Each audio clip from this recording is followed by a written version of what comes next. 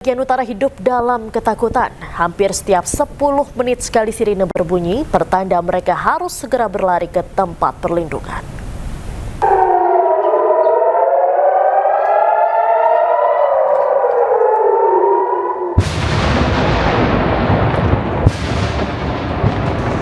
Mencekam, itulah suasana di kota Kiryat Shmona, Israel Utara.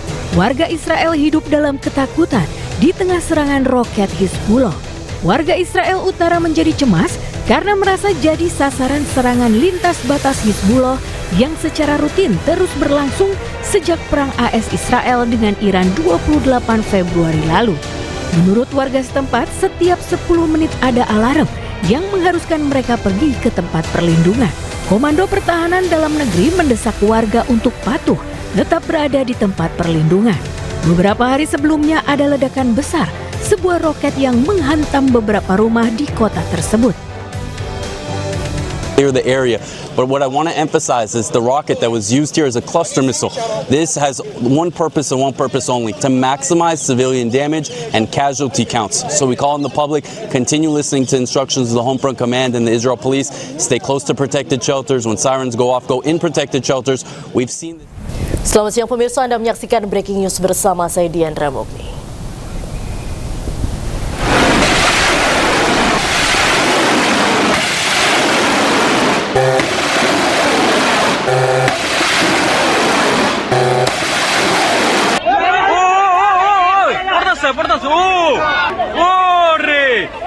Oh my God!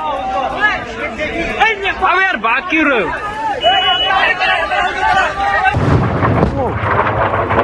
Wow!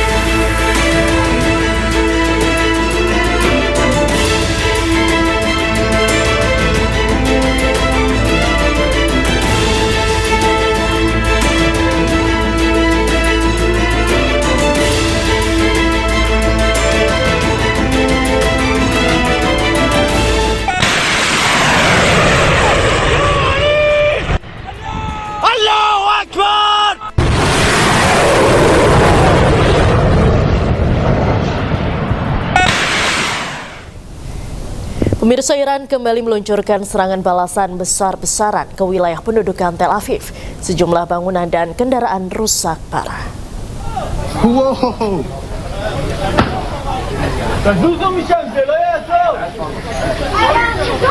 Fireball. Serangan yang terdiri dari beberapa gelombang rudal dan drone ini dilaporkan berhasil menembus sistem pertahanan udara Israel. Hal ini menyebabkan kerusakan berat pada bangunan-bangunan strategis Israel. Sejumlah bangunan hunian dan kendaraan juga dilaporkan mengalami kerusakan berat.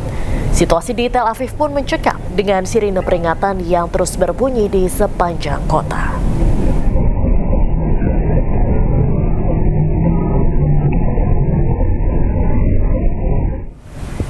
Pemirsa, sungguh biadab, tentara penjajah Israel tega menyiksa seorang balita di Gaza dengan rokok dan paku.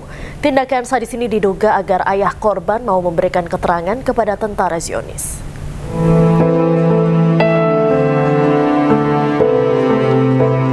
Inilah Karim Abu Nasar, balita 18 bulan yang diduga disiksa oleh tentara Zionis Israel di jalur Gaza. Kakeknya, Mohamed Husni Abu Nasar, mengaku cucunya disiksa oleh tentara Israel setelah ditahan bersama ayahnya di sebuah pos pemeriksaan. Balita tersebut disundut rokok dan paku setelah dipisahkan dari ayahnya, Osama Abu Nasar. Osama bersama anaknya diketahui pergi membeli kebutuhan Hari Raya Idul Fitri di sekitar Camp Al-Maghazi, Gaza Tengah. Setelah mengalami penyiksaan selama 10 jam, Karim Abu Nasar akhirnya dikembalikan kepada keluarganya melalui Palang Merah Internasional. Namun sang ayah, Osama Abu Nasar, dilaporkan masih berada di dalam tahanan. Diduga balita ini disiksa tentara Zionis agar ayahnya mau memberikan informasi tertentu. روحت على سبيل انه ما فيش اصابه في الولد بالصليب، نقلت لامه في الدار صرخ الولد في بيد امه وكانه لطشته كهرب، كان لطشته كهرب، صرخ كشفوا عليه البنطلون لقوا فيه نفوذ وضربات وملزق رجله، وانا صرخ جدته وصرخ امه وتقول جواد مصاب جواد مصاب، يا ولد فيش في حاجه انا جبته من الصليب وهو الطريق ساكت الولد. اتفاجأنا عاد هم نظام تلفلف سلمونا في الشارع اللي فهمته، المهم ثاني يوم اخذنا يوم العيد على المستشفى. Insiden ini memicu kemarahan luas dari aktivis pro-Palestina di seluruh dunia. Tindakan ini dinilai mencerminkan pola perlakuan yang tidak manusiawi terhadap warga Palestina, terutama anak-anak. Pemirsa, Kuwait merilis rekaman kebakaran besar di Bandara Internasional Kuwait. Hal ini menyusul dugaan serangan pesawat tak berawak Iran pada hari Rabu.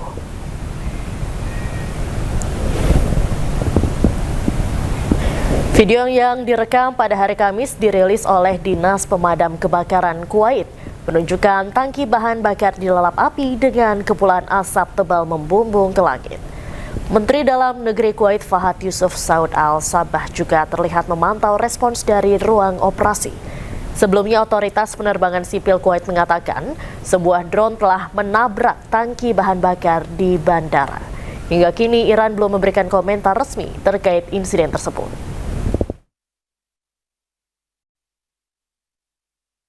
Siap siaga di garis depan, Menteri Pertahanan Israel Katz mengumpulkan rekrutan baru di Hashomer Kamis. Zionis Israel berencana menambah pasukan cadangan hingga 400.000 personel. Rekaman video menunjukkan Menteri Pertahanan Israel Katz bersama Kepala Sumber Daya Manusia Angkatan Darat bertemu dengan para rekrutan muda dari Brigade Penerjun Payung dan unit komando di Pusat Perekrutan Tel Hashomer Kamis. Penambahan personel IDF ini terjadi di tengah meningkatnya ketegangan di Timur Tengah. Juru bicara militer Israel Evi Devrin mengatakan kekurangan sedikitnya 15.000 personel militer. Mengatasi hal itu, Netanyahu bersama kabinetnya mendorong dilakukan perubahan aturan wajib militer ke Knesset atau parlemen, termasuk dengan rencana perubahan undang-undang tentang masa wajib militer.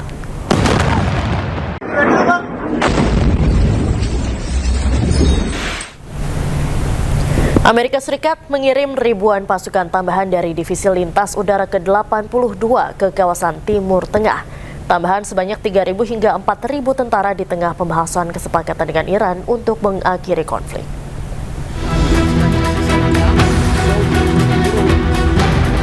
Pasukan elit sebanyak 4.000 ini bermarkas di Fort Bragg, North Carolina dan dikenal mampu melakukan operasi tempur termasuk serangan udara melalui penerjunan.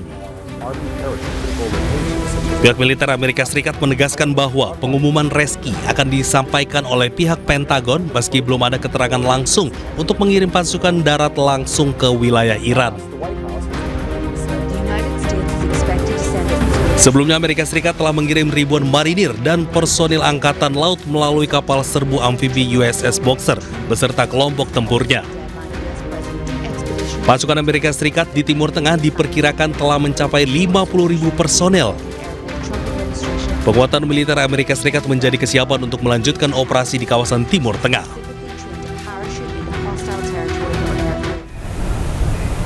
Lebih dari 1 juta pejuang Iran dimobilisasi di tengah meningkatnya spekulasi rencana operasi darat oleh Amerika Serikat dan Israel. Teheran menegaskan kesiapan menghadapi kemungkinan konfrontasi langsung di wilayahnya. Dilansir dari media Iran, Tasnim News Agency, lebih dari 1 juta warga Iran telah disiapkan untuk menghadapi potensi serangan darat Amerika Serikat. Laporan ini muncul setelah kabar mengenai operasi darat terhadap Iran diduga telah direncanakan Amerika Serikat. Media militer Iran menyatakan kesiapan penuh dan menyebut wilayah Iran sebagai medan tempur bagi pasukan yang terlatih. Selain itu terjadi lonjakan pendaftaran dari kalangan pemuda ke Basij, Garda Revolusi Iran dan militer untuk ikut serta dalam potensi konflik darat.